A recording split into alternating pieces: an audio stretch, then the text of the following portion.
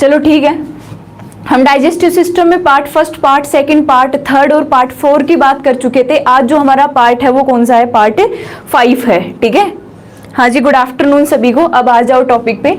अब देखो, digestive system में हम जहां टॉपिक छोड़ के गए थे उसमें अपन स्मॉल इंटेस्टाइन की बात कर रहे थे। ठीक है, और उससे पहले हमने क्या देखा था कि स्मॉल इंटेस्टाइन से पहले हमने अग्नाशय की बात की थी। अग्नाशय जैसे हम क्या कह रहे थे? पैनक्रियाज कह रहे थे। एक बार मैं रिवाइज कर रही हूँ क्योंकि थोड़ा सा डिफिकल्ट पड़ता है इसलिए।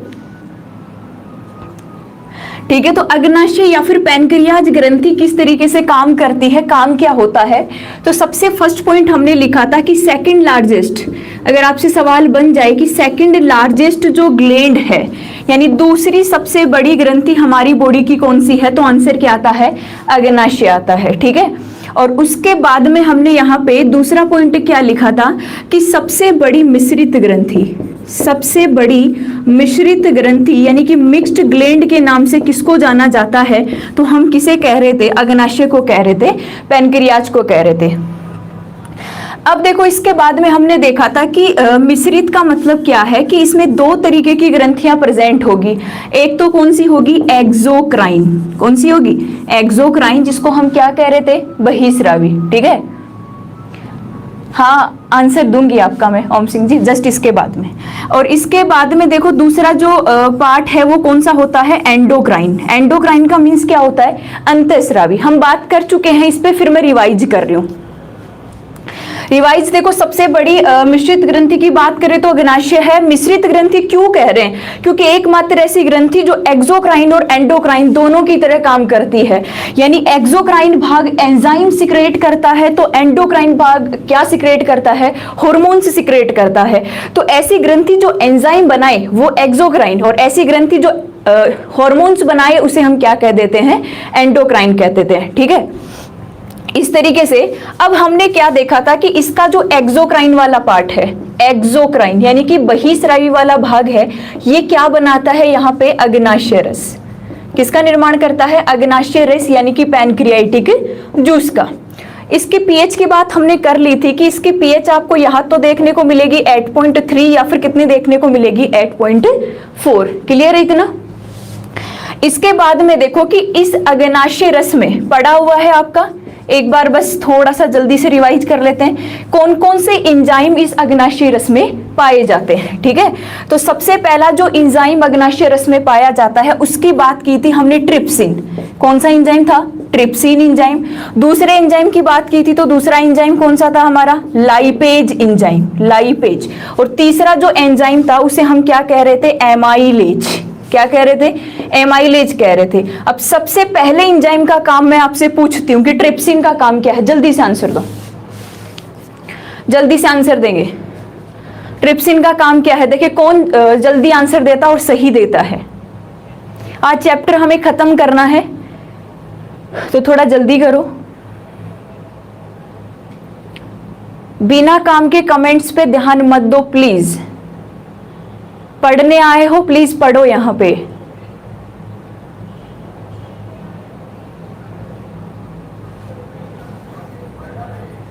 अगर आप एक स्टूडेंट लाइफ में हो तो रिस्पेक्ट करना भी एक बड़ी बात है।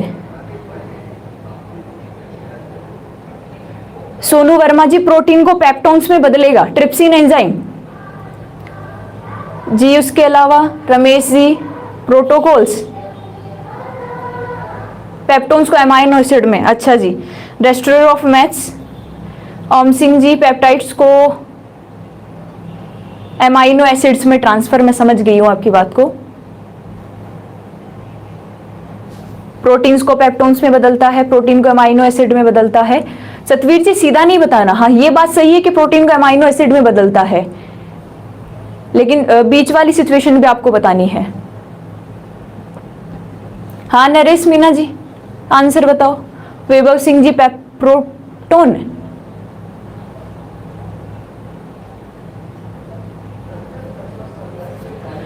चलो ठीक है सोनू वर्मा जी, कोई बात नहीं, चलता है इतना तो, अपनी ही क्लास है। हाँ स्क्रीनशॉट लेने के लिए मैं बोल दूंगी आपको। चलो ठीक है, एक एक का काम देख लेते हैं एक बार। सबसे पहला जो ट्रिप्सिन एंजाइम है, सही आंसर दिया है आपने। ट्रिप्सिन एंजाइम क्या करता है, हमने बात की थी कि सबसे पहले जो प्रोटीन है इसको तोड़ा जाता है पेप्टोन्स में, पेप्टोन्स में, और पेप्टोन्स को किसमें तोड़ा जाता है जी, अमाइनो एसिड में, अमाइनो एसिड, या फिर किसमें तोड़ा जाता है, अमीनो अम्लों में। तो यहाँ दो एंजाइम काम में आएंगे, जो पेप्टोन्स को अमाइनो एसिड में तोड़ेगा उसे हम कौन सा एंजाइम कहते हैं, ट्रिप्सिन कहते हैं। क्लियर है, जो प्रोटीन को पेप्टोन्स में तोड़ेगा उसे हम कौन सा एंजाइम कहते हैं, पेप्सिन। तो ट्रिप्सिन अग्नाशय रस में बनता है, और पेप्सिन कहाँ पाया जाता है, गैस्ट्रिक जूस, और गैस्ट्रिक जूस कहाँ बनता है जी, स्टमक यानी कि आमाशय में बनता है। क्लियर है। दूसरा एंजाइम अभी हमने पढ़ा लाइपेज, क्या करता है लाइपेज एंजाइम, लाइपेज एंजाइम क्या करता है, लाइपेज सबको पता ही होगा।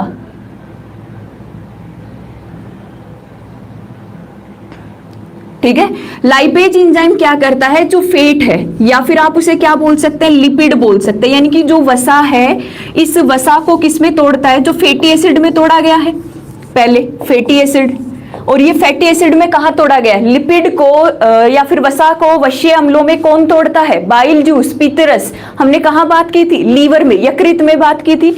अब क्या होता है कि इन फैटी एसिड्स को किसमें तोड़ा जाता है जी, ग्लिसरोल में, किसमें, ग्लिसरोल में। यानी आप या तो ये कह सकते हैं कि वसा को ग्लिसरोल में बदलना, या फिर वश्य अम्लों को ग्लिसरोल में बदलने का काम कौन करता है, लाइपेज एंजाइम करता है। और कहां पाया जाता है, अग्नाशयी रस में। हमने बात कर ली थी कि सबसे ज्यादा जो एंजाइम्स है वो किसमें पाए जाते हैं, अग्नाशयी रस में पाए जाते हैं, इसीलिए पूर्ण पाचक रस किसको कहा जाता है, अग्नाशयी रस को कहा जाता है। क्लियर है। चलो आगे, एमाइलेज का आपको पता ही होगा। एमाइलेज क्या करता है, कार्बोहाइड्रेट को किसमें तोड़ता है, ग्लूकोज में तोड़ता है। और यही बात हमने लार में की थी, जिसमें एमाइलेज टाइलिन के बारे में हमने पढ़ा था। इसके बाद में इसका जो मोस्ट इंपोर्टेंट दूसरा भाग है, और वो दूसरा भाग कौन सा है, एंडोक्राइन भाग, एंडोक्राइन पार्ट। अंतःस्रावी वाला भाग क्या करता है, किसका सिक्रेशन करेगा, आप सबको पता है, हार्मोन्स का। और ये हार्मोन सिक्रेट करने के लिए, जैसे ये हो गया इसका एंडोक्राइन भाग, 3 प्रकार की सेल देखी थी, अल्फा, बीटा और एक डेल्टा, या फिर इसे आप क्या कह सकते हैं, गामा। क्लियर है जी इतना। यहां से जो अल्फा सेल है ये कुछ अलग हार्मोन सिक्रेट करती है, बीटा सेल है वो दूसरा हार्मोन सिक्रेट करती है, और डेल्टा सेल है वो अलग हार्मोन सिक्रेट करती है। इन तीनों कोशिकाओं का जो समूह है इसे हम क्या कहते हैं, लेंगरहैंस की द्वीपिकाएं। याद रखेंगे, लेंगरहैंस की द्वीपिकाएं। सवाल बन जाता है कि लेंगरहैंस की द्वीपिकाएं कहां पाई जाती है, तो आंसर आना चाहिए अग्नाशय में। किसे कहा जाता है, अल्फा, बीटा और डेल्टा सेल का जो एक समूह है उसे हम क्या कह देते हैं, लेंगरहैंस की द्वीपिकाएं। क्योंकि इनकी खोज किसने की थी, लेंगरहैंस ने करी थी। अब देखो इस तरीके से हम लिख लेते हैं कि एक तरफ मैंने जैसे सेल लिख ली कि कौन सी सेल कौन से हार्मोन का सिक्रेशन करेगी। एक तरफ मैंने लिख लिया हार्मोन, और एक तरफ उसका लिख लिया फंक्शन, कि उसका कार्य क्या होगा। समझ में आ जाएगा। जैसे सबसे पहले मैंने यहां बात कर ली अल्फा सेल की, कि अल्फा सेल क्या करेगी। अल्फा सेल का जो हार्मोन है ये कौन सा होता है जी, ग्लूकागोन हार्मोन। हमने बात कर ली है ग्लूकागोन हार्मोन। जो बीटा सेल है, इस बीटा सेल का हार्मोन कौन सा होता है, इंसुलिन, इंसुलिन हार्मोन। और जो डेल्टा सेल है, डेल्टा सेल, इसका हार्मोन कौन सा होता है यहाँ पे, सोमेटोस्टेटिन, सोमेटोस्टेटिन। ये हो गया आपका कौन सा, सोमेटोस्टेटिन। इधर से आपको दिखेगा नहीं तो मैं फंक्शन इधर लिख देती हूं। तो देखो अल्फा सेल का फंक्शन क्या होगा, अल्फा कोशिका क्या करती है, टीना, ग्लूकागोन हार्मोन, ग्लूकागोन जी, संदीप जी, अच्छा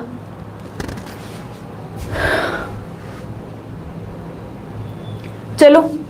अल्फा सेल क्या करती है, अल्फा सेल का काम क्या है कि सबसे पहले इंसुलिन का देखो कि इंसुलिन क्या करता है कि जो ग्लूकोज हम खाते हैं जो एक्स्ट्रा होती है, इस ग्लूकोज को हम स्टोर करते हैं ग्लाइकोजेन की फॉर्म में। किसकी फॉर्म में, ग्लाइकोजेन की फॉर्म में। और इस ग्लूकोज को ग्लाइकोजेन में बदलने का काम कौन सा हार्मोन कर रहा है, इंसुलिन कर रहा है। इतना क्लियर है। इंसुलिन हार्मोन ग्लूकोज को किसमें बदलता है, ग्लाइकोजन में। लेकिन यदि इंसुलिन हार्मोन की बॉडी में कमी होगी तो एक रोग हो जाता है जिसे हम कहते हैं डायबिटीज मेलिटस रोग, जिसमें रक्त में शर्करा, शुगर या फिर ग्लूकोज का स्तर बढ़ जाता है। इसके बाद में अल्फा सेल से जो ग्लूकागोन हार्मोन सिक्रेट होता है, ये इंसुलिन के जस्ट अपोजिट काम करता है। मींस ग्लाइकोजन को किसमें बदलता है? ग्लूकोज में। तो ग्लूकागोन का काम हो गया ग्लाइकोजन को किसमें बदल देना? ग्लूकोज में बदल देना। आपको अगर इंसुलिन का काम याद है तो आप ग्लूकागोन को बता सकते हो, जस्ट अपोजिट होता है जी, ठीक है। इंसुलिन हार्मोन ग्लूकोज को ग्लाइकोजन में बदलता है, just opposite glucagon hormone glycogen को किसमें बदल देता है? ग्लूकोज में बदल देता है। क्लियर है? लास्ट में देखो जो तीसरा हार्मोन था हमारा, हम बात कर चुके हैं, अगर पीछे वाला वीडियो आपने देखे होंगे तो मिस मत किया करो। सोमेटोस्टेटिन हार्मोन क्या करता है? सोमेटोस्टेटिन हार्मोन क्या करता है?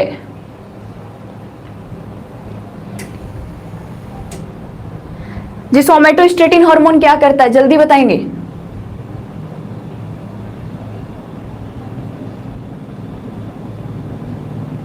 तो सोमेटोस्टेटिन का काम होगा सुमित जी, तभी तो पता चलेगा कि सोमेटोस्टेटिन की कमी से क्या होने वाला है। और पिछला वीडियो यदि आपने देखा है, पिछली क्लास देखी है तो मैंने बताया भी है। डिस्ट्रॉयर ऑफ मैथ्स बिल्कुल सही कह दिया आपने। डेल्टा सेल से जो सोमेटोस्टेटिन सिक्रेट होता है, इसका काम होता है एसिमिलेशन, और एसिमिलेशन को हम कहते हैं स्वांगीकरण। क्या कहते हैं? स्वांगीकरण। अब आप कहोगे कि स्वांगीकरण का मतलब क्या है? स्वांगीकरण का मतलब ये होता है कि जब हमने भोजन खा लिया, भोजन का क्या हुआ? डाइजेशन, पाचन हुआ, और पाचन के बाद में जब उसका छोटी आंत और बड़ी आंत में क्या होगा? अवशोषण। अवशोषण के बाद में पदार्थों को यूज करना, किसके लिए? एनर्जी के लिए। उस क्रिया को, जो लास्ट की जो प्रोसेस होती है, उसे हम क्या कहते हैं? स्वांगीकरण। तो इस स्वांगीकरण की प्रक्रिया को जो कंट्रोलर होता है वो कौन होता है? सोमेटोस्टेटिन। अभी आपने पूछा कि यदि सोमेटोस्टेटिन की कमी हो गई तो क्या हो जाएगा? तो सिंपल सी बात है कि स्वांगीकरण की क्रिया क्या होने लग जाएगी? कम होने लग जाएगी, और जो भोजन का अवशोषण हुआ है उससे हमें कम से कम एनर्जी मिलेगी। कई बार होता है ना कि खाना खाने के बाद भी ऐसा होता है, वीकनेस फील हो रही होती है। उसका रीजन यही होता है कि भोजन का डाइजेशन भी सही से हो गया, एब्जॉर्प्शन, अवशोषण भी सही से हो गया, लेकिन उसका स्वांगीकरण सही से नहीं हो पाया है। इस वजह से हमें बॉडी में क्या फील हो रहा है? वीकनेस फील हो रहा है। क्लियर है जितना? ये हमने तीनों हार्मोन्स की बात कर ली थी। चलो मैं इसको मिटा देती हूं। इसके बाद में देखो मैं एक टेबल बना दूंगी, कोई दिक्कत नहीं है, सारे एंजाइम और जो हार्मोन्स काम में आए उनके लिए। इसके बाद में देखो जैसे ही हम अग्नाशय पढ़ लिए थे, अग्नाशय के बाद में हमें बात करनी थी स्मॉल इंटेस्टाइन की, छोटी आंत की। स्मॉल इंटेस्टाइन या फिर छोटी आंत, शुद्धांत्र के नाम से भी जानते हैं। अब देखो हमारी जो स्मॉल इंटेस्टाइन है, यदि मैं इसकी लंबाई की बात करूं तो इसकी लंबाई आपको पता है कि 7 से लगभग कितनी होती है? 7.5 मीटर। आप सोच रहे होंगे कि मैडम, आप क्या सोच रहे होंगे कि मैडम 7 से 7.5 मीटर कैसे एडजस्ट करता होगा हमारी बॉडी को? ठीक है, तो लंबाई आप याद रखेंगे, छोटी आंत की 7 से 7.5 मीटर होती है। और इसके बाद में यहां से यदि बात करें, हमारी जो स्मॉल इंटेस्टाइन है, जैसे मैंने लिख दिया यहाँ पे स्मॉल इंटेस्टाइन, एसआई का मतलब आप क्या समझेंगे? Small intestine. इसके 3 भाग हम पढ़ते हैं। सबसे पहला भाग होता है हमारा ड्यूडेनम। सबसे पहला भाग कौन सा होता है? ड्यूडेनम होता है जी। दूसरा भाग जो होता है इसका नाम होता है जेजुनम, जेजुनम। और तीसरा भाग कौन सा होता है? Ileum, ileum. ठीक है, ये ओम सिंह जी मैम कौन सा हार्मोन अग्नाशय में अग्नाशय रस को स्रावित करने के लिए उत्तेजित करता है? एक ही हार्मोन है जो स्मॉल इंटेस्टाइन के ऊपर वाले भाग से स्रावित होता है, साइक्लोकाइनिन हार्मोन है, जिसको सीसीके के नाम से लिखते हैं अपन, सीसीके, शॉर्ट में सीसीके के नाम से लिखते हैं। ये एकमात्र हार्मोन है जो स्मॉल इंटेस्टाइन, छोटी आंत जो हमारी है उसके ऊपर वाले भाग से स्रावित होता है, जो अग्नाशयी रस हो गया, बाइल जूस हो गया, या फिर जो छोटी आंत का जो आंतरीय रस है, इन सबको स्रावित करने को कंट्रोल करता है। ठीक है। ड्यूडेनम हो गया, जेजुनम हो गया, इलियम हो गया, ये 3 भाग इसके हैं छोटी आंत के। अब देखो सबसे पहले ये जो ड्यूडेनम वाला भाग है, इनमें से जेजुनम वाले भाग की चर्चा करें तो छोटी आंत का ऐसा भाग है जहां पे पाचन की क्रिया नहीं होती। सवाल बन जाता है कि छोटी आंत का ऐसा कौन सा भाग है जहां पे पाचन की क्रिया नहीं होती, जबकि हम कहते क्या है कि लास्ट में जो कंप्लीट डाइजेशन होता है, ठीक है, वो कहां जाके होता है, स्मॉल इंटेस्टाइन यानी कि छोटी आंत के अंदर। तो जेजुनम वाला भाग है वो तो पाचन की क्रिया में भाग ही नहीं लेता, ठीक है। तो पाचन की क्रिया में भाग कौन ले रहा है, ड्यूडेनम और कौन सा, इलियम। देखो यहां से याद रखेंगे कि ये जो जेजुनम वाला भाग है ये छोटी आंत का सबसे बड़ा भाग है। कौन सा भाग है, सबसे बड़ा भाग। और जो इलियम वाला भाग है ये छोटी आंत का सबसे लंबा भाग है। ये हो गया लॉन्गेस्ट और ये हो गया लार्जेस्ट, ठीक है।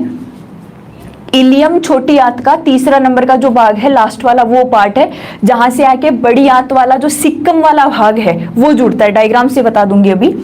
Duodenum, jejunum, ilium. जेजुनम में कोई पाचन की क्रिया नहीं होती, फिर भी ये छोटी आंत का एक लार्जेस्ट भाग है, एक बड़ा भाग है। इसके बाद इलियम। इलियम में पाचन की क्रिया, सर्वाधिक पाचन, लास्ट में सबसे ज्यादा जो पाचन की क्रिया होती है छोटी आंत में कौन से भाग में होती है, इलियम वाले भाग में होती है। और जो इलियम वाला भाग है ये सबसे लंबा भाग है, जिसे आप क्या कह सकते हैं, longest part of the small intestine. 2 सवाल बनेंगे, largest part of the small intestine आप क्या कहेंगे जी, जेजुनम, पाचन की क्रिया नहीं होती। Longest part of the small intestine आप क्या कह देंगे, इलियम, सर्वाधिक पाचन की क्रिया होती है स्मॉल इंटेस्टाइन के अंदर। जो लास्ट वाला पार्ट है कौन सा, इलियम वाला भाग, जो लास्ट में किससे जुड़ेगा, बड़ी आंत से जुड़ेगा। ड्यूडेनम वाले भाग में भी क्या चल रही होती है, पाचन की क्रिया चल रही होती है, ठीक है। अब देखो इसके बाद में क्या होता है, इसके बाद में हम देखते हैं कि भोजन का जब पाचन हो रहा है तो इस छोटी आंत के अंदर देखो पाचन के लिए एक तो काम करता है बाइल जूस, जिसे आप क्या कहते हैं, पित्तरस कहते हैं। बाइल जूस काम करता है। बाइल जूस के बाद में आपका काम करता है पैनक्रियाटिक जूस यानी कि अग्नाशयी रस। पैनक्रियाटिक जूस के जो जितने भी एंजाइम हैं, बाइल जूस जो वसा को वसा अम्लों में तोड़ देता है, तो ये दोनों के दोनों कहां जाके काम करते हैं, स्मॉल इंटेस्टाइन में काम करते हैं। लेकिन फिर भी आपने क्या सुना होगा, आपसे सवाल क्या बन जाए कि सबसे ज्यादा जो पाचन की क्रिया है वो कौन से भाग में होती है, आंसर क्या आता है, स्मॉल इंटेस्टाइन। और इसके साथ सबसे ज्यादा अवशोषण की जो प्रक्रिया है वो भी कहां जाके होता है, स्मॉल इंटेस्टाइन में होता है। तेजपाल सिंह जी क्या बता रहे हो, jejunum, ileum, duodenum, new chapter कल से स्टार्ट होने वाला है, ठीक है। तो इस तरीके से आप याद रखेंगे, सबसे ज्यादा अवशोषण की प्रक्रिया स्मॉल इंटेस्टाइन में, ठीक है, और सबसे ज्यादा पाचन की क्रिया स्मॉल इंटेस्टाइन में, और सबसे ज्यादा पाचन की क्रिया छोटी आंत के कौन से भाग में होती है, तो आंसर क्या आना चाहिए, इलियम आना चाहिए। और जो ये इलियम वाला भाग है ये स्मॉल इंटेस्टाइन का सबसे लॉन्गेस्ट पार्ट भी है, सबसे लंबा भाग भी है। देख लो, स्मॉल इंटेस्टाइन लंबाई 7 से 7.5 मीटर, 3 भाग ड्यूडेनम, जेजुनम, इलियम। पाचन की क्रिया ड्यूडेनम और इलियम में होती है, सबसे ज्यादा इलियम में होती है। जेजुनम में कोई पाचन की क्रिया नहीं होती, फिर भी स्मॉल इंटेस्टाइन का ये सबसे बड़ा भाग होता है, ठीक है।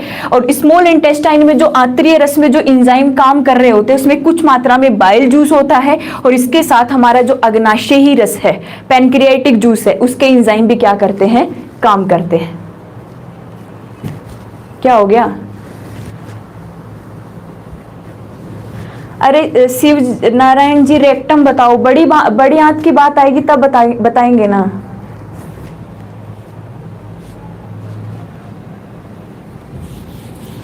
अब इसके बाद में देखो कि जो हमारा आंतरीय रस है उसमें अलग अलग प्रकार के एंजाइम देखने को मिलते हैं हमें। अलग अलग प्रकार के एंजाइम कौन से होते हैं, जिसमें देखो मैं कुछ एंजाइम के नाम लिख रही हूं। आंतरीय रस की बात करेंगे अपन। आंतरीय रस में अलग अलग प्रकार के एंजाइम देखने को मिलते हैं। जैसे सबसे पहले मैंने आपके सामने लिखा सुक्रेज, यहां से सवाल बन जाता है सुक्रेज। दूसरा मैंने आपके सामने लिख दिया माल्टेज। तीसरा मैंने आपके सामने लिख दिया लैक्टेज एंजाइम, लैक्टेज। चौथा एंजाइम मैंने आपके सामने लिख दिया इरेप्सिन, इरेप्सिन। ये सारे के सारे एंजाइम किस में देखने को मिलते हैं? आंतरीय रस में देखने को मिलते हैं, ठीक है। अब देखो ये सुक्रेज एंजाइम क्या करता है, ठीक है, माल्टेज एंजाइम क्या करता है, लैक्टेज एंजाइम क्या करता है, इरेप्सिन एंजाइम क्या करता है। ओम सिंह जी रुको, जब इसकी बात आएगी तो मैं बता दूंगी। मैम सिक्रेटिन एंजाइम दिया है बुक में, हाँ वो एंजाइम दिया होगा तो आप किसके बारे में बात कर रहे हो? सवाल दोबारा लिखो आप एक बार, सिक्रेटिन एंजाइम। अगर आप हार्मोन की बात करोगे तो सीसी के ही आएगा, जो अग्नाशयी रस हो गया, बाइल जूस हो गया, इन सब के सिक्रेशन, आंतरीय रस हो गया, इन सब के सिक्रेशन को कंट्रोल कर रहा होता है। आप शेयर नहीं कर रहे क्या क्लास को? चलो सुक्रेज क्या करता है, माल्टेज क्या करता है, लैक्टेज क्या करता है, इरेप्सिन क्या करता है, समझ में आ गया होगा। सबसे पहले तो देखो सुक्रेज एंजाइम क्या करता है, जो सुक्रोज है, शर्करा होती है, सुक्रोज हो गया, ग्लूकोज हो गया, लैक्टोज हो गया, फ्रक्टोज हो गया, करता क्या है सुक्रेज एंजाइम सुक्रोज को किस में तोड़ देता है? ग्लूकोज में तोड़ देता है।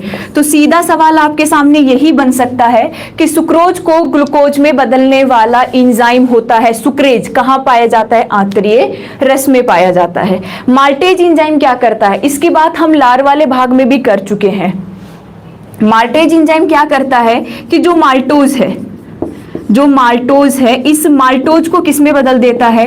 ग्लूकोज में बदल देता है। तो आपको इतना याद रखना है कि माल्टोज को ग्लूकोज में बदलने का काम कौन सा एंजाइम करता है? माल्टेज एंजाइम करता है। इसके बाद में ये देखो लैक्टेज एंजाइम। इससे पहले मैं यहाँ पे लैक्टोज लिखूं, एक सवाल पूछ लेती हूँ आपसे।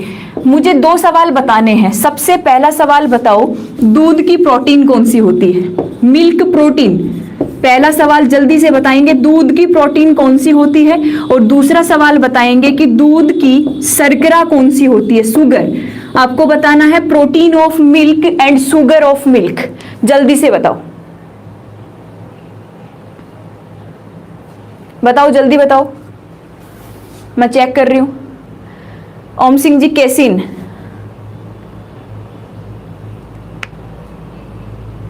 Casein, lactase, lactase, casein. अच्छा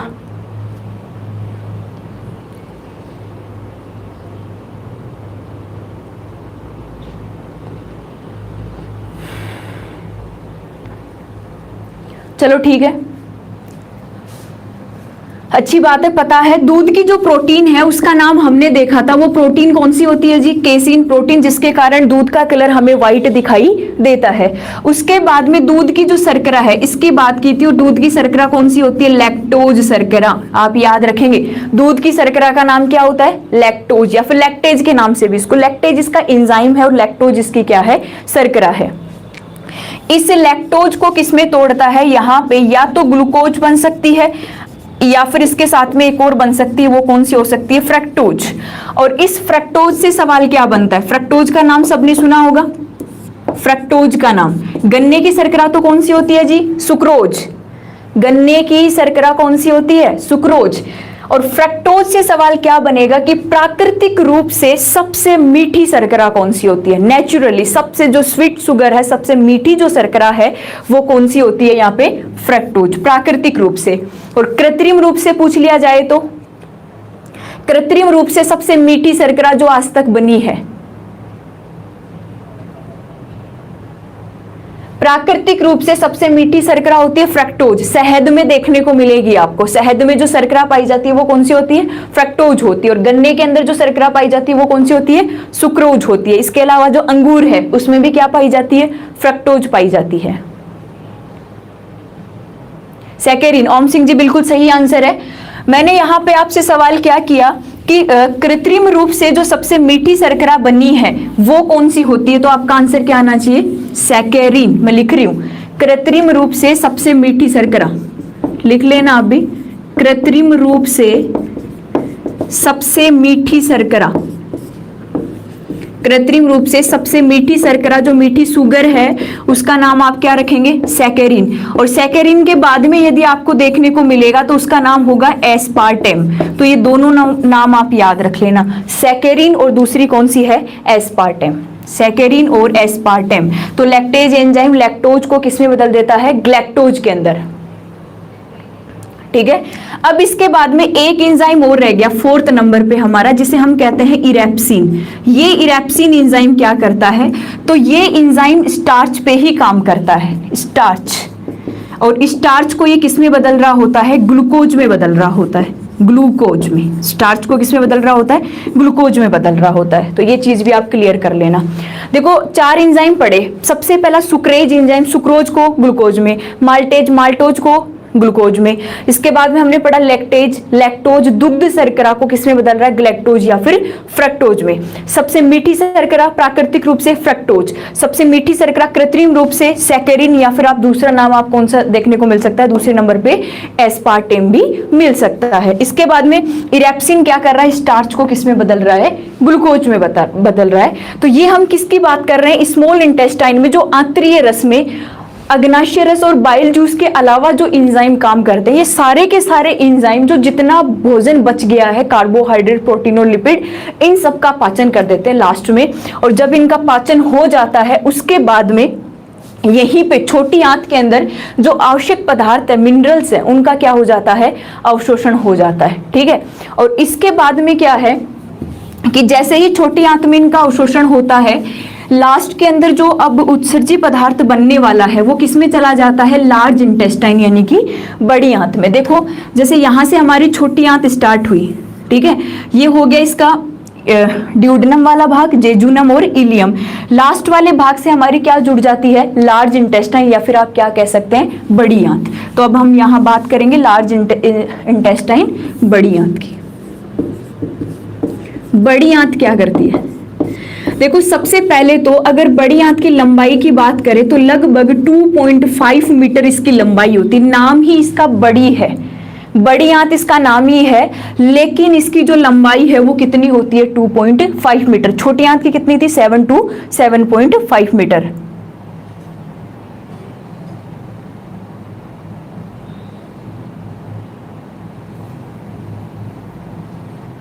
ये क्या बोल रहे हो हरी जी आप,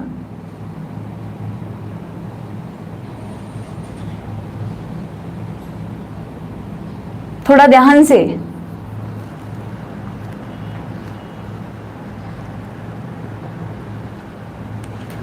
आप एक बार जब मैं आपको किसी काम के लिए बोलती हूँ वो तो आप अच्छे से कर रहे नहीं रहे होते हो। कोई सवाल कर रहा है वो गलत बात नहीं है, मुझे आंसर देना है मैं दूंगी, कोई दिक्कत नहीं है मुझे।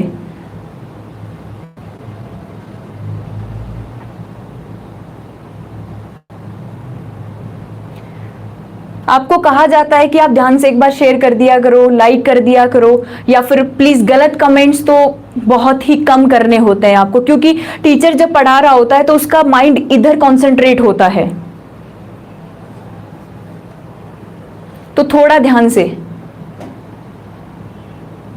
ह्यूमन फीलिंग्स है उनको हर जगह नहीं रखते। चलो बड़ी आंत की जो लंबाई है वो कितनी होती है, 2.5 मीटर होती है। इसके बाद में देखो कि बड़ी आंत में क्या पाचन की क्रिया चलती है, तो बड़ी आंत में कभी पाचन की क्रिया नहीं चलती। तो आप कहोगे कि फिर बड़ी आंत का कार्य क्या होता है, काम क्या होता है, तो बड़ी आंत का काम होता है भोजन जो भी डाइजेस्ट होके आया है उससे जल का क्या करना, अवशोषण करना, जल का अवशोषण करना। यानी जल के अवशोषण की जो सारी प्रक्रिया है वो कौन कर रही होती है, बड़ी आंत कर रही होती है। ठीक है। अब इसमें होता क्या है कि जब कई बार ऐसी सिचुएशंस आ जाती है कि जब जल का अवशोषण ज्यादा हो जाता है, जल का अवशोषण ज्यादा हो जाता है तो जैसे कब्ज वगैरह जैसी दिक्कत हो जाती है, और जब जल का अवशोषण कम हो जाता है तो लूज मोशंस वगैरह हो जाते हैं। तो सवाल क्या बनता है यहाँ से कि जो हैजा रोग है, हैजा या फिर आप इसको कोलेरा के नाम से भी जानते हैं, हैजा या फिर कोलेरा, कि हैजा या कोलेरा रोग में पाचन तंत्र का कौन सा भाग प्रभावित होता है। आपसे सवाल बन जाए कि हैजा या कोलेरा रोग में पाचन तंत्र का कौन सा भाग प्रभावित होता है, तो आपका आंसर क्या आना चाहिए, बड़ी आंत। और अगर बड़ी आंत का भाग भी पूछ लिया जाए कि बड़ी आंत में भी कौन सा भाग होता है, तो आपका आंसर आना चाहिए कोलन, जो अभी मैं बताऊंगी। तो बड़ी आंत से याद रख लेना, बड़ी आंत की लंबाई 2.5 मीटर, पाचन की प्रक्रिया बड़ी आंत में नहीं चलती और कार्य होता है जो लास्ट में जो जल का अवशोषण है, कंप्लीट जो जल का अवशोषण करना है वो कौन करेगी? बड़ी आंत। तो जो डिहाइड्रेशन वगैरह हो जाता है, जल की कमी हो रही है या फिर जल का अवशोषण नहीं हो पा रहा, उस टाइम पे प्रभावित भाग कौन सा होता है? बड़ी आंत। तो आप आंसर क्या दे देंगे कि हैजा या कोलेरा रोग में जो पाचन तंत्र का प्रभावित अंग है, भाग है, वो कौन सा होता है? बड़ी आंत होता है। और ये हैजा जो होता है ये बैक्टीरियल डिजीज है जो एक विब्रियो कोलेरा नामक जीवाणु से होता है। जो गर्मियों में जब टेम्परेचर ज्यादा होता है तो ये ज्यादा पनपने लगता है और उस वजह से बड़ी आंत में जल का अवशोषण ये नहीं हो पाता और लूज मोशंस वगैरह हो जाते हैं, वॉमिटिंग होती है, जिसे अपन हैजा रोग का नाम दे देते हैं। अब देखो हमारी जो बड़ी आंत है, हमारी जो बड़ी आंत है, जो लार्ज इंटेस्टाइन है, इसके 3 भाग होते हैं। ये तीनों बहुत इंपॉर्टेंट है। सबसे पहला जो भाग है वो कौन सा होता है? सिक्कम वाला भाग। दूसरा जो भाग है ये कौन सा होता है? कोलन वाला भाग। सिक्कम ये हो गया कोलन और तीसरा कौन सा हो गया? रेक्टम, जिसे हम मलाशय भी कह सकते हैं। सिक्कम हो गया, कोलन हो गया, रेक्टम हो गया। अब देखो इनका अलग अलग काम है कि सिक्कम क्या करता है, कोलन क्या करता है, रेक्टम क्या करता है। इस सिक्कम से तो आप ध्यान ही रखना। सबसे पहले तो मैं इस कोलन का काम लिख देती हूं। बड़ी आंत जो जल का अवशोषण करती है, उस जल के अवशोषण में सबसे ज्यादा जो अवशोषण करता है वो कौन सा भाग करता है? कोलन। तो जल का अवशोषण सर्वाधिक, जल का अवशोषण जो सर्वाधिक करेगा वो कौन सा भाग करेगा? कोलन। तो आपसे डीपली पूछ लिया जाए, आपसे डीपली क्या पूछ लिया जाए कि हैजा रोग के अंदर बड़ी आंत का कौन सा भाग प्रभावित है, तो आप कहेंगे कोलन वाला भाग। क्यों? क्योंकि जल के अवशोषण की सर्वाधिक जो प्रक्रिया है वो कौन कर रहा होता है? कोलन कर रहा होता है। ठीक है। अब देखो ये जो सिक्कम वाला भाग है, जैसे मान लो कि ये हमारी बड़ी आंत है और इसका जो ये पहला भाग है ये कौन सा होता है? सिक्कम वाला भाग। इस सिक्कम वाले भाग से एक ऐसी संरचना लगी होती है इस तरीके से, और इस संरचना को हम कह देते हैं वर्मीफोम अपेंडिक्स। जैसे मैंने नाम लिख दिया यहाँ पे वर्मीफोम अपेंडिक्स, सबने नाम सुना होगा अपेंडिक्स का, वर्मीफोम अपेंडिक्स। अब आप कहेंगे कि मैडम ये वर्मीफोम अपेंडिक्स क्या आ गई? पहला सवाल तो आप ये याद रखेंगे कि सिक्कम वाले भाग, सवाल बन जाएगी वर्मीफोम अपेंडिक्स बड़ी आंत के कौन से भाग से जुड़ा होता है, तो आपका आंसर क्या आएगा? सिक्कम आएगा। अब ये वर्मीफोम अपेंडिक्स है क्या? तो सबसे पहले तो याद रखेंगे एक प्रकार का अवशेषी अंग है। मानव में ये एक प्रकार का अवशेषी अंग है, मनुष्य में ये कोई काम नहीं करता। अगर अपेंडिक्स है कोई दिक्कत नहीं है, नहीं है तो भी कोई दिक्कत नहीं है। और जब कई बार क्या होता है कि जब भोजन सिक्कम में जा रहा होता है और सिक्कम में ना जाके ये वर्मीफोम अपेंडिक्स में चला जाता है तो इसमें स्वेलिंग आ जाती है, सूजन आ जाती है, जिसके बाद इसे ऑपरेशन से हटा दिया जाता है। तो सवाल याद रखेंगे वर्मीफोम अपेंडिक्स बड़ी आंत के कौन से भाग से जुड़ी होती है, तो आप आंसर क्या लिखेंगे? सिक्कम वाले भाग से जुड़ी होती है। वर्मीफोम अपेंडिक्स है क्या? एक प्रकार का अवशेषी अंग है जो मनुष्य में कोई काम नहीं करता। लेकिन आपके सामने सवाल बन जाए कि जो जंतु है, जो शाकाहारी जंतु है, उनमें वर्मीफोम अपेंडिक्स एक अवशेषी अंग नहीं होता। क्यों नहीं होता? जो पेड़ पौधे खाते हैं, जो जानवर पेड़ पौधे खाते हैं, वे पेड़ पौधों में सबसे ज्यादा क्या खाते हैं? सेल्यूलोज खाते हैं। क्या खाते हैं? सेल्यूलोज। और आप सबको पता होगा कि सेल्यूलोज एक ऐसा पॉलीमर है, एक ऐसा बहुलक है जिसका पाचन बहुत कॉम्प्लिकेटेड होता है। यही रीजन है कि अपन सेल्यूलोज क्यों नहीं खा सकते। हम हरी सब्जियों को उबाल के क्यों खाते हैं, डायरेक्ट क्यों नहीं खा सकते? क्योंकि उसका पाचन हमारी बॉडी में नहीं हो सकता। लेकिन जो जंतु हैं जो सीधा घास फूस खाते हैं, तो होता क्या है कि वो क्या खा रहे होते हैं? सेल्यूलोज। इस सेल्यूलोज के पाचन के अंदर ये वर्मीफोम अपेंडिक्स क्या करती है? काम करती है। तो आंसर याद रखना कि जो शाकाहारी जंतु है, जो पेड़ पौधे खाते हैं, उनके अंदर वर्मीफोम अपेंडिक्स एक अवशेषी अंग नहीं होती, वो सेल्यूलोज का पाचन करवाती है। और इसके लिए एक एंजाइम पाया जाता है जिसे हम कहते हैं सेल्यूलेज एंजाइम। किस नाम से जानते हैं जी? सेल्यूलेज एंजाइम के नाम से। क्लियर है? अगर मानव की बात करें तो वर्मीफॉर्म अपेंडिक्स सिक्कम वाले भाग से जुड़ी होती है और वर्मीफॉर्म अपेंडिक्स एक अवशेषी अंग है जो काम नहीं करता। क्यों नहीं करता? क्योंकि हम सेलुलोज का पाचन नहीं कर सकते। इससे पहले के जो लोग थे, यानी कि अपन मानते हैं कि जो चिंपैंजी वगैरह है उनसे हमारा विकास हुआ है, डेवलपमेंट हुआ है, तो उनके अंदर ये अवशेषी अंग नहीं था क्योंकि वो सेलुलोज खाते थे। अब हम सेलुलोज तो खाते ही नहीं, तो पाचन किसका करेंगे? लेकिन शाकाहारी जंतु जो पेड़ पौधे खाते हैं उनमें सेलुलोज के पाचन के लिए सेलुलेज एंजाइम पाया जाता है और इसके लिए वर्मीफॉर्म अपेंडिक्स एक अवशेषी अंग नहीं होता। क्लियर है इतना? अब आप क्या कह रहे हो कि जैसे कोलन वाले भाग की, सिक्कम वाले भाग की बात कर ली हमने, कोलन वाले भाग को आप याद रखेंगे कि जो जल के अवशोषण की प्रक्रिया है ये कौन कर रहा होता है? कोलन वाला भाग करता है। और लास्ट में हमारा कौन सा भाग बच जाता है? रेक्टम वाला भाग। कि जैसे ही जल का अवशोषण हो जाता है इसके बाद में जो अपशिष्ट पदार्थ बच जाता है वो रेक्टम में क्या हो जाता है? स्टोर हो जाता है और उसके बाद हम बॉडी से उसको क्या कर देते हैं? एक्सक्रेट कर देते हैं। ये किसके काम थे? हमारे लार्ज इंटेस्टाइन के। और अवशोषण के लिए क्या होते हैं कि इनमें कुछ विल्ली जैसी संरचना पाई जाती है, छोटी छोटी, छोटी आंत में भी पाई जाती है जिसको अपन माइक्रोविल्ली कहते हैं, ठीक है। और वो उसके अवशोषण क्षेत्र को क्या कर देते हैं? बढ़ा देते हैं। हाँ, कर्ण पल्लव भी एक अवशेषी अंग है, अपेंडिक्स भी एक अवशेषी अंग है। और पहले वाले जो लोग होते थे उनके जो ईयर है, कान है, उनपे हेयर्स हुआ करते थे, बाल हुआ करते थे, वो भी एक अवशेषी है, वो भी कोई काम नहीं कर रहे होते थे। वाइब्रेशन, साउंड की वाइब्रेशन को तो अपना कर्ण पल्लव वाला भाग जो है, बाहर वाला एक्सटर्नल पार्ट है, वो क्या कर लेता है? कंप्लीट कर लेता है इस तरीके से, ठीक है। तो बड़ी आंत के बारे में आपने पढ़ ही लिया है। बड़ी आंत लंबाई 2 से 2.5 मीटर होती है। 3 भाग होते हैं, सिक्कम, कोलन, रेक्टम। काम होता है भोजन से जल का क्या करना? अवशोषण कर लेना। सिक्कम वाले भाग से एक अवशेषी अंग वर्मीफॉर्म अपेंडिक्स जुड़ा होता है जो शाकाहारी जंतुओं में सेलुलोज के पाचन के लिए एक अवशेषी अंग की तरह काम नहीं करता। कोलन वाला भाग है वो जल का सबसे ज्यादा अवशोषण करता है। और रेक्टम वाला जो भाग है ये लास्ट के अंदर जो एक्सक्रेटरी जो पदार्थ अभी बने हैं उनको क्या कर लेता है? स्टोर कर लेता है और बाद में थोड़े टाइम बाद बॉडी से उनको क्या कर दिया जाता है? एक्सक्रेट कर दिया जाता है। इस तरीके से ये प्रक्रिया क्या होती रहती है? चलती रहती है, हमारा जो डाइजेस्टिव सिस्टम है।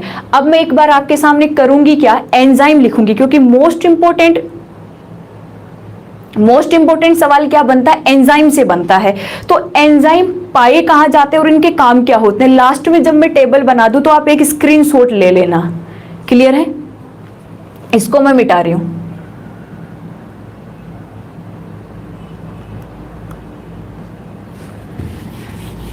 चलो आगे। अब मैं एंजाइम लिखूंगी, कौन से भाग से स्रावित होते हैं उसका नाम लिखूंगी और उनके कार्य लिखूंगी, ठीक है। तो एक टेबल हम बना लेंगे, आप उसका स्क्रीनशॉट ले लेना और हो सके तो साथ साथ आंसर भी देते जाना मुझे।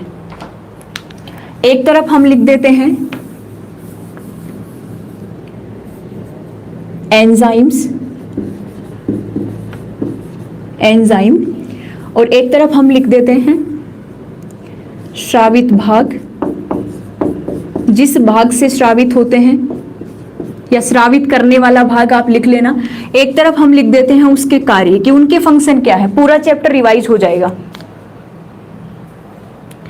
अब देखो, सबसे पहला जो मैं एंजाइम आपके सामने यहां लिखती हूं, सबसे पहला एंजाइम, वो एंजाइम है एमाइलेज टाइलिन। एमाइलेज टाइलिन, एक बार सारे एंजाइम लिख देती हूं, एमाइलेज टाइलिन। फिर इसका काम लिखेंगे। दूसरा एंजाइम हम यहां पे लिख देंगे माल्टेज एंजाइम, ठीक है। तीसरा एंजाइम यहीं पे लिख देते हैं लाइसोजाइम, या फिर लाइसोसोम भी बोल सकते हैं इसको, लाइसोजाइम एंजाइम, ठीक है। इसके बाद में अपन लिखते हैं 4th नंबर पे आमाशय रस में पाए जाने वाले pepsin enzyme, pepsin enzyme. 5th number पे हम लिखेंगे यहां पे rennin enzyme, rennin enzyme. 6th number पे हम लिख देंगे ट्रिप्सिन एंजाइम, यहां तक दिख रहा होगा। 7th नंबर पे हम लिख देंगे लाइपेज एंजाइम। ये कुछ एंजाइम मैंने आपके सामने लिखे हैं।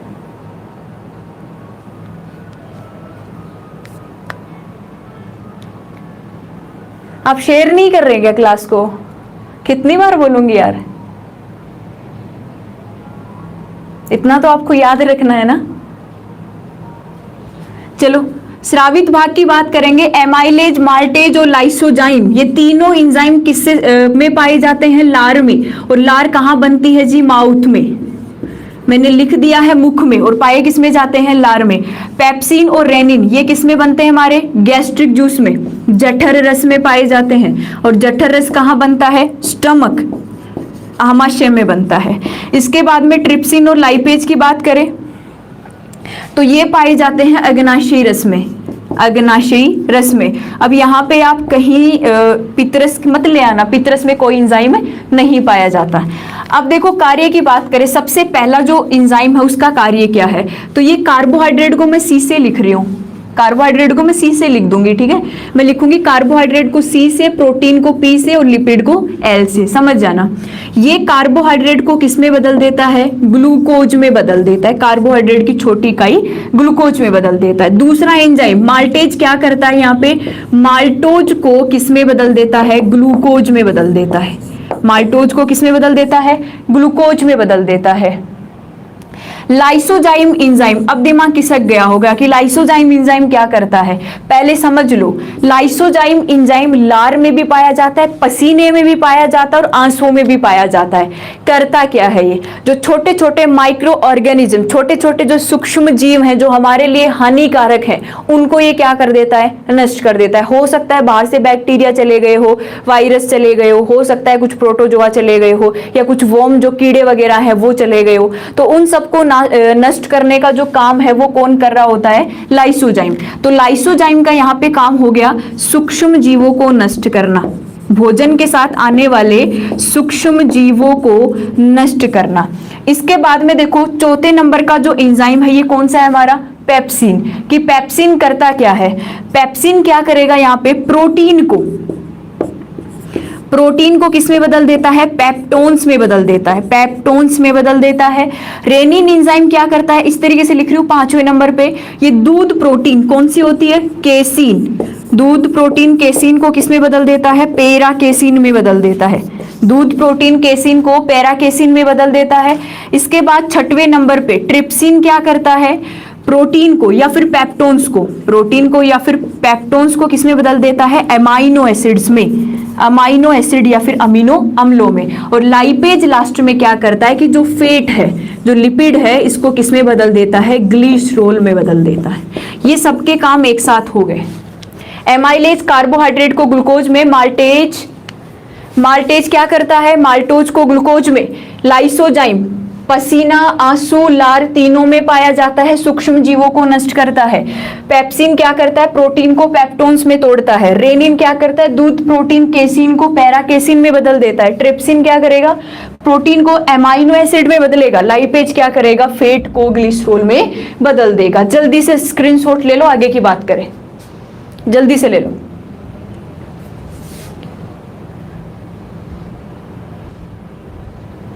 जल्दी स्क्रीनशॉट ले लो।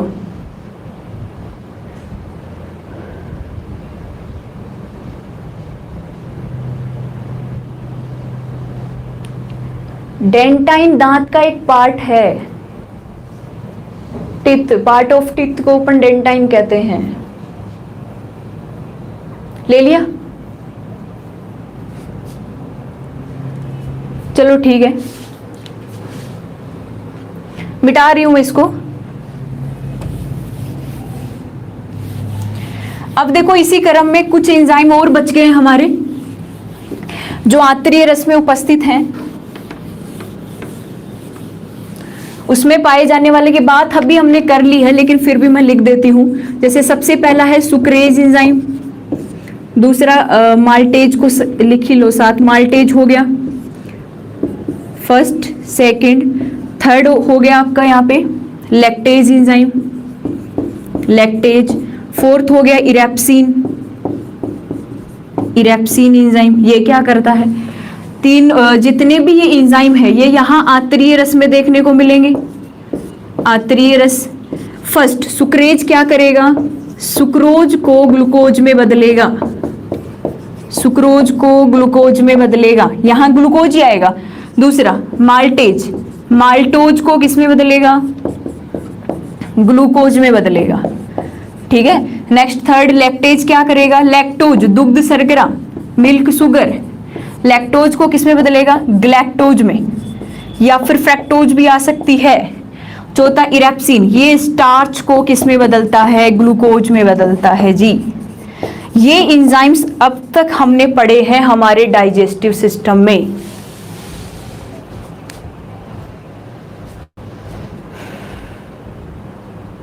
जल्दी से देख लो, सुक्रेज सुक्रोज को ग्लूकोज में, माल्टेज माल्टोज को ग्लूकोज में, लैक्टेज लैक्टोज को ग्लैक्टोज या फिर फ्रैक्टोज में, इरेप्सिन क्या करता है, स्टार्च को ग्लूकोज में।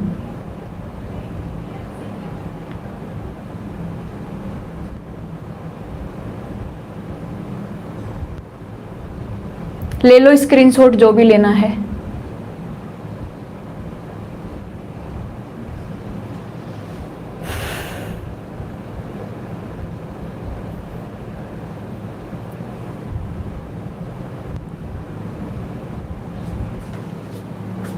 ले लो जल्दी लो।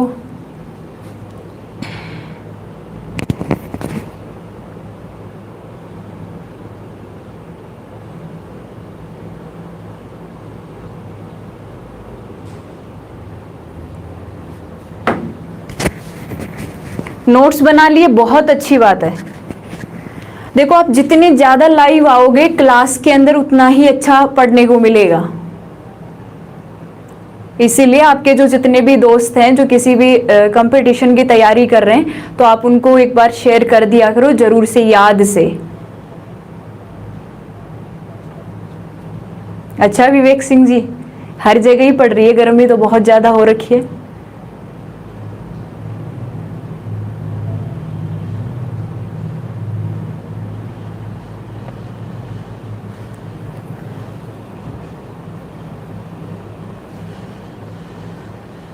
ये था हमारा डाइजेस्टिव सिस्टम, पाचन तंत्र, जिसको हमने 5 भागों में डिवाइड कर रखा था,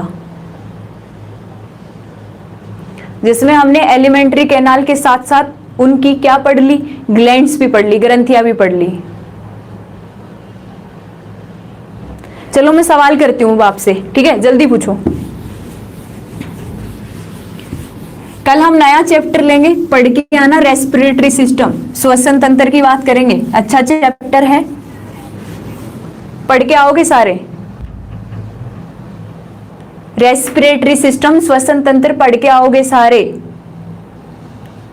जो लोग जुड़ेंगे रेस्पिरेटरी सिस्टम श्वसन तंत्र पढ़ के आओगे।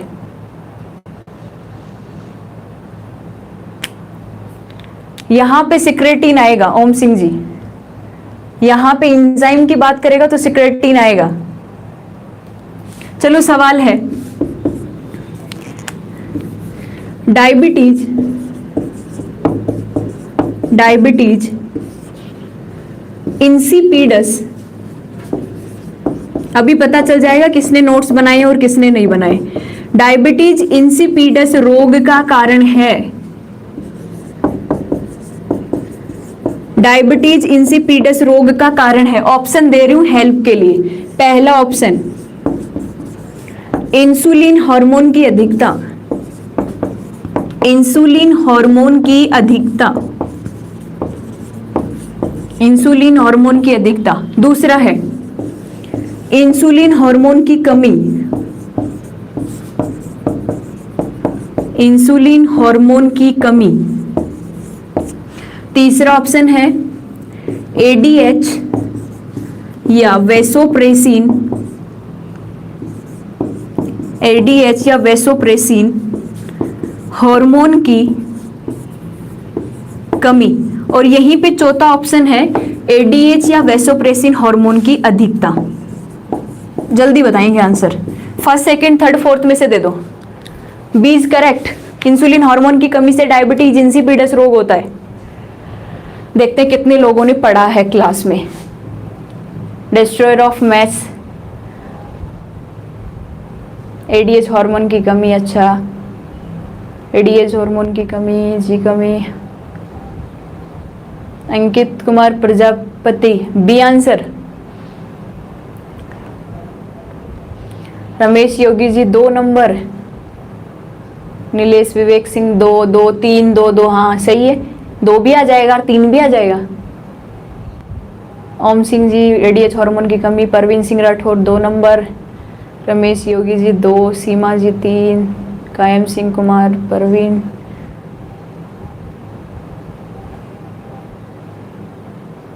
अंकित कुमार प्रजापति जी रुको, देख लिया मैंने आपने बी नंबर आंसर दिया है।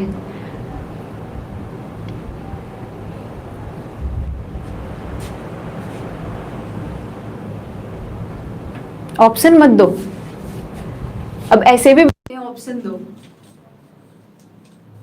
यहां ऐसे भी बैठे हैं जो ये कहेंगे ऑप्शन दो।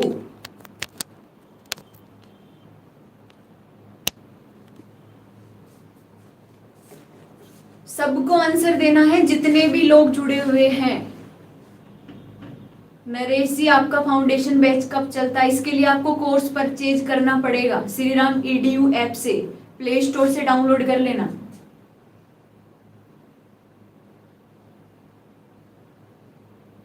चलो ठीक है, अब की बार ऑप्शन नहीं देंगे। कुमार परवीन जी आपने पढ़ाया था, तो आंसर क्या होगा? क्लास का टाइमिंग होता है 2 से 3।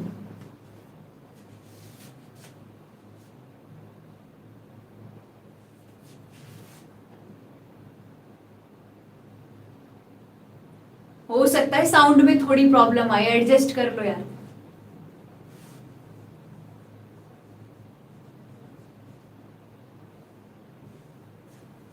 कितने का है, कब स्टार्ट हो तो हो? 2 से 3 क्लास चलती है डेली, जब नहीं होगी तो आपको नोटिफिकेशन मिल जाएगा।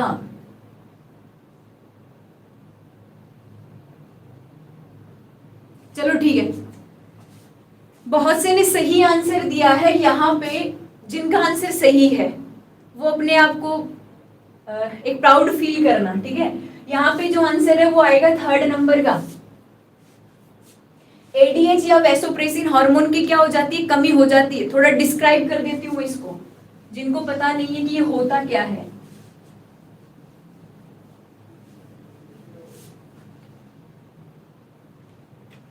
डायबिटीज इंसिपिडस रोग का कारण हमने क्या पढ़ा? एडीएच या फिर वैसोप्रेसिन हार्मोन की कमी। एडीएच या वैसोप्रेसिन हार्मोन की कमी। ये जो एडीएच हार्मोन है, ये एडीएच हार्मोन कौन सी ग्लैंड सिक्रेट करती है? पहले ये पता होना चाहिए। पीयूष ग्रंथि, पिट्यूटरी ग्लैंड कहाँ पाई जाती है जी? ब्रेन में, मस्तिष्क में। सबसे छोटी अंतःस्रावी ग्रंथि भी कौन सी होती है? पीयूष ग्रंथि होती है। एडीएच हार्मोन करता क्या है? किडनी में, किडनी में जल के पुनः अवशोषण को बढ़ाता है। किडनी में जल के पुनः अवशोषण को बढ़ाता है। कौन सा भाग बढ़ाता है? एडीएच वाला हार्मोन। कहाँ? किडनी के अंदर। अब देखो कि जब जल का पुनः अवशोषण, कौन सा हार्मोन? एडीएच। यदि एडीएच हार्मोन की कमी हो गई तो जल का पुनः अवशोषण क्या हो जाएगा? कम हो जाएगा। और जब जल का पुनः अवशोषण कम हो गया तो जो यूरिन है यानी जो मूत्र है वो क्या बनेगा? ज्यादा बनेगा, जिसे हम मूत्रलता के नाम से भी जानते हैं। और इसी मूत्रलता को कहा जाता है डायबिटीज इंसिपिडस रोग। यानी डायबिटीज इंसिपिडस का मतलब क्या हो गया? यूरिन की मात्रा का बढ़ जाना, मूत्र का बढ़ जाना। कारण हो गया किडनी में जल का अवशोषण नहीं हो पा रहा। कारण पूछा गया तो एडीएच हार्मोन की क्या हो जाती है? कमी हो जाती है। जैसे कई बार यूरिन ज्यादा एक्सक्रीट होता है तो बॉडी में जल की कमी आ जाती है।